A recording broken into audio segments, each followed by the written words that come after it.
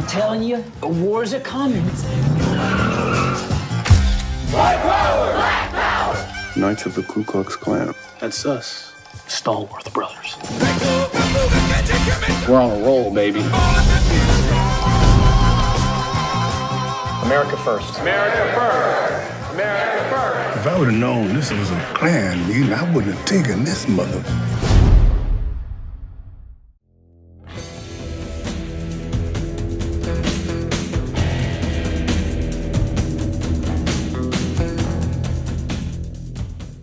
Hello once again, watchers of good movies. My name is Nick Pell, and this is my review of BlacKkKlansman. Now, I know that this review is a little bit late in regards to when this film initially came out, but I finally gotten around to seeing it, and I saw it today, so let's talk about BlacKkKlansman. General plot of this film is that it's set during the Civil Rights Movement in the 1970s, and is focused on a black police officer named Ron Stallworth, and he is played by John David Washington. He becomes the first black police officer in the small town of Colorado, and he desperately wants to prove himself within the department. He is stuck in records, he doesn't really enjoy that job, and he wants to be basically a detective. And so an opportunity arises, he makes contact with the Ku Klux Klan, and basically he becomes head of this undercover operation involving himself and Am Driver's characters. John David Washington did a really good job in this film. I don't recognize him from any other projects, so if he's been in other things, I apologize. But he delivered this performance just really well. It's very genuine, and you could really connect with the guy to various extents, and he just had this genuine personality to him, which I really enjoyed.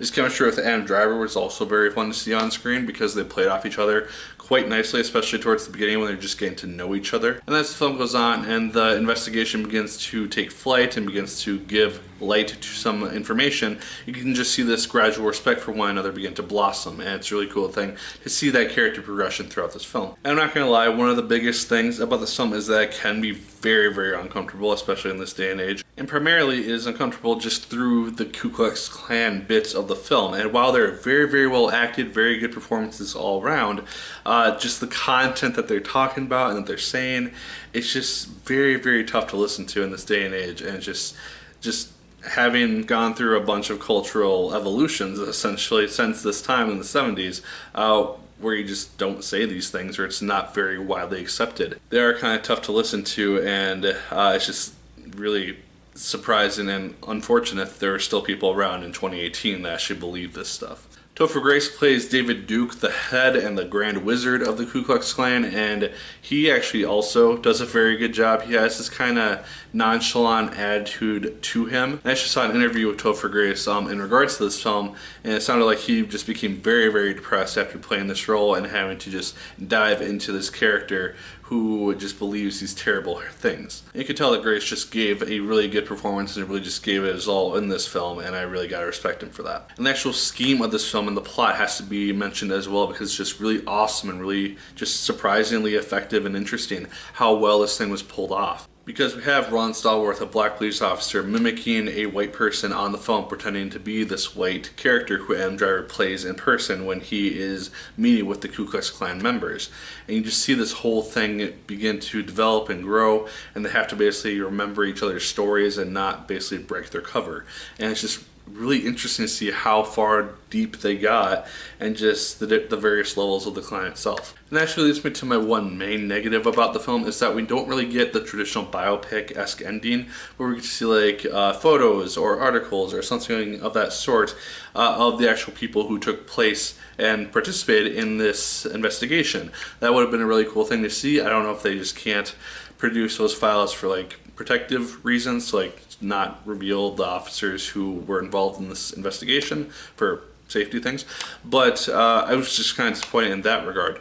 That said, the actual ending that we get is also very effective. It does kind of touch on current political climates in the present day and things of that sort. So regardless of what your political affiliation is, it does deal with that stuff, so it may make you a bit uncomfortable to an extent, but it does kind of touch on the fact that events and people that we see in this 1970s based film are also just still represented in this modern day and age, and just seeing recent events which demonstrate that. And the film is also a little bit over 2 hours, so it can be a little bit slow at times, but generally it's pretty well paced, and that's something which is very, very nice to see in a very long movie. But guys, overall, I really enjoyed BlacKkKlansman. Like I said, it can be uncomfortable at times, but that's a really good thing to see in a film, still challenging you and still just remind you of the past. All the main cast did very, very good jobs in their main roles, and just the way that portrayed this event in history was just really, really effective and really, really well done as far as I'm aware. So guys, those are my thoughts on BlacKkKlansman. Let me know yours in the comments down below. You've probably seen it by this point, I'm guessing, since it's been out for like a month or so. But did you like it as much as I did? Did you hate it more than I did? Let me know. Like, favorite, comment, and subscribe once again if you so choose. I appreciate it immensely. And as always, my people, my name is Nick Pell, and once again, keep on watching.